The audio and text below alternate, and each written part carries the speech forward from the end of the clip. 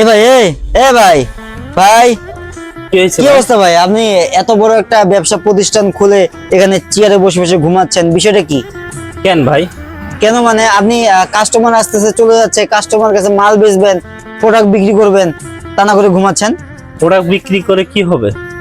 আশ্চর্য তো, আজব লোক তো ভাই। আপনি প্রোডাক্ট বিক্রি করে টাকা কামাবেন, টাকা নেবেন, টাকার বিনিময়ে আপনি প্রোডাক্ট বিক্রি করবেন।